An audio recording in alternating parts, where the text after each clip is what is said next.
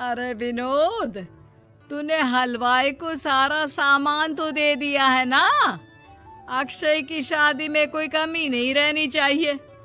आखिर सबसे छोटा भाई है तुम सबका। हाँ माँ, आप चिंता मत करो, मैं पूरा ध्यान रखूंगा। मंगल बेटा, तूने तो कहा था कि फूल का ऑर्डर दे दिया है, यहाँ तो फूल पहुँचे ही नहीं। अब क्या बहू की विदाई के बाद फूल आएंगे?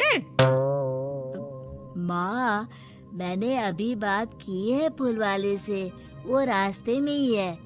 आप किशोर भैया से क्यों नहीं कहती कुछ करने को? किशोर पहले ही मेरे बताए काम कर रहा है। पास के सभी रिश्तेदारों और मोहल्ले वालों को कार्ड वही तो देकर आया था। रिसेप्शन के लिए हॉल भी उसी ने बुक किया था। टेंट कुर्सी वालों को भी तो वही देख रहा है। पर कई मोहल्ले वाले तो हमारे भरे पूरे परिवार से जलते भी है, उन्हें बुलाने की क्या जरूरत थी? बेटा, शादी ब्याह में तो बुलाना ही पड़ता है, नहीं तो लोग क्या कहेंगे। दादी दादी देखो ना, हलवाई अंकल हमें लड्डू नहीं दे रहे, आप इनको डांटो ना। अरे चैन सुख दे देना बच्चों को लड्डू, क्यों तंग कर रहा है इन्हें? बीबी जी, मैं कहाँ मना कर रहा हूँ, लेकिन लड्डू बनते ही ये बच्चे उठा उठा कर खा लेते हैं। अरे मैं तो इन्हें थाल में रख के परोस भी नहीं पा रहा। भागो, अब कोल्ड ड्रिंक पीने चलते हैं। भागो भागो, अब कोल्ड ड्रिंक पीने चलते हैं। जैसे कि आप देख रहे हैं, आज इस घर के सबसे छोटे बेटे अक्षय की शादी है। घर में बहुत चहल पहल है। कुलभूषण की बीवी कमला को फुर्सत ही नहीं है कामों से, लेकिन कुलभूषण और घर के बाकी लोग कहाँ हैं? आइए देखते हैं। अजी, आप यहाँ आराम से बैठकर गाने सुन रहे हो और घर में अभी तक इतने काम बचे हैं करने को। अरे भाई, मेरे सबसे छोटे बेटे की शादी है, इसके बाद तो मैं अब चिंता मुक्त हो ही जाऊंगा। और फिर घर में तुम हो, बेटे बहुएं हैं, तुम लोगों के होते हुए मैं क्यों काम करूं? मैं तो शान से बेटे की शादी में जाऊंगा तैयार होकर। अरे ठीक है, अब आप आराम ही कीजिए। एक बार अभिषेक की बीवी आ जाए, फिर मैं भी आराम करूंगी और मेरी चारों बहुएं पूरे घर की जिम्मेदारियां संभाल लेगी। इतना कहकर कमला वापस अपने काम में लग जाती है। बेटा भी, तू अब तक तैयार नहीं हुआ? किससे बात कर रहा है फोन पर? तैयार कैसे हूँ? सैलून जाने से तो आपने मना किया है, क्योंकि मुझे हल्दी लग चुकी है। भाभीियों को देखो, सुबह से पार्लर में है। अक्षय की शादी हो जाती है और नंदिता बहू बनकर घर आ जाती है, लेकिन इस घर की खुशियों को मानो किसी की नजर लग गई थी। नंदिता के आने के बाद आए दिन घर की शांति भंग होती रहती। अपने माँ बाप की इकलौती बेटी को इतने बड़े परिवार की जिम्मेदारियां कहाँ संभालनी थी? अभी देखो ना, मेरे हाथों की मेहंदी भी अभी नहीं उतरी है और तुम्हारी मम्मी ने मुझे घर के कामों में लगा दिया।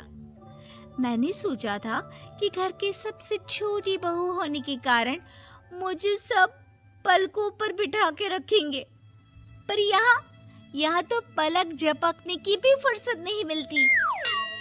देखो नंदू, शादी के पहले ही मेरे घर वालों ने तुम्हें और तुम्हारे पेरेंट्स को बता दिया था कि मैं जॉइंट फैमिली में रहता हूँ तो फिर अब ये शिकायत क्यों?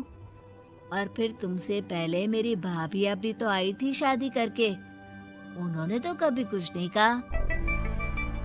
नंदिता तब तो चुप हो जाती है, लेकिन ऐसा बहुत दिनों तक नहीं चलता। अरे नंदिता, माँ बाबूजी की दवाई का टाइम हो गया है, उन्हें दवाई दी आओ और उसके बाद सबके लिए नाश्ता बना देना। पर भाभी, मैं तो अभी अपना फेवरेट सीरियल देख रही हूँ।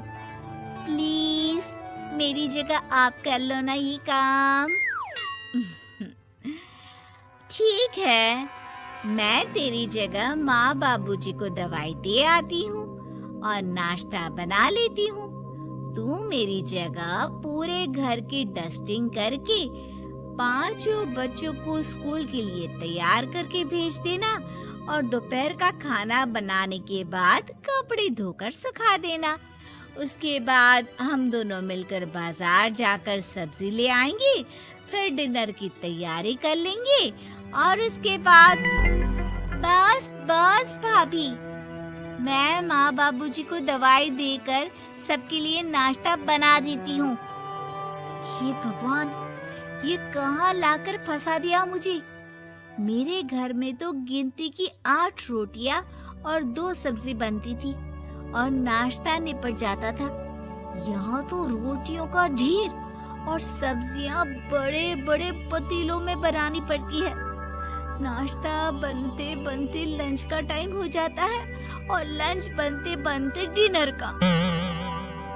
अभी मुझ में तुम्हारे पूरे परिवार का नखरा उठाने की और ताकत नहीं बची।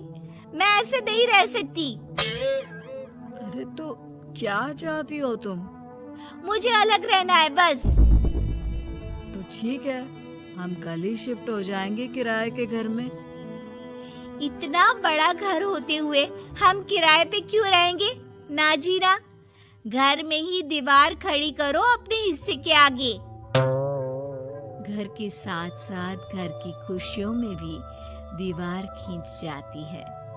ऐसे ही कई महीने बीत जाते हैं और नंदिता माँ बन जाती है। बच्चे के आने से अभिषेक के कंधों पर खर्चों का बोझ आ पड़ता है। अभिषेक का बोझ कम करने के लिए नंदिता भी पार्ट टाइम जॉब कर लेती है, लेकिन इससे उसके सर पर नौकरी, घर और बच्चे की जिम्मेदारी बढ़ जाती है। नंदिता, ये क्या है? तुमने घर भी ठीक से साफ नहीं किया, ना ही मेरे कपड़े धुले हैं। चिंटू के बाल भी कटवाने जाना था, देखो उसके बाल कितने बढ़ गए हैं। अरे करती क्या हो पूरा दिन तुम? मैं करती क्या हूँ? तुम्हारा नाश्ता और लंच बनाने के बाद चिंटू को डे केयर सेंटर पर छोड़कर आती हूँ, फिर खुद ऑफिस जाती हूँ। पूरा दिन काम करके आने के बाद बिना आराम किए बाजार से सब्जियां लेकर आती हूँ, घर आकर खाना बनाती हूँ, चिंटू को देखती हूँ और क्या करूँ मैं? तो किसने कहा था अपने सर पर इतने काम लेने को? मत जाओ ऑफिस। ऑफिस जाए बिना घर के खर्चे कहाँ से पूरे होंगे? चिंटू की डे केयर का खर्च, उसके लिए बेबी फूड का खर्च, प्रेस वाले का खर्च, ये सब तुम्हारी सैलरी से होता नहीं है। अगर परिवार से अलग नहीं होती तो इतनी मुसीबतें नहीं उठानी पड़ती तुम्हें परिवार के साथ मिलकर काम करने में दिक्कत थी, लेकिन काम तो अब भी बहुत है तुम्हारे सर पर। चिंटू को भी डे केयर भेजने की जरूरत नहीं पड़ती। उसको गोद में खिलाने के लिए दादा दादी और घर के सभी बड़े होते। उसके साथ खेलने के लिए उसके भाई बहन भी होते। मेरे तीनों बड़े भाइयों के बच्चे भी बड़े हुए हैं, लेकिन बिना महंगा बेबी फूड खाए, क्योंकि मेरी माँ और भाभी आप बहुत अच्छे से जानती है कि बच्चे को क्या खिलाना चाहिए।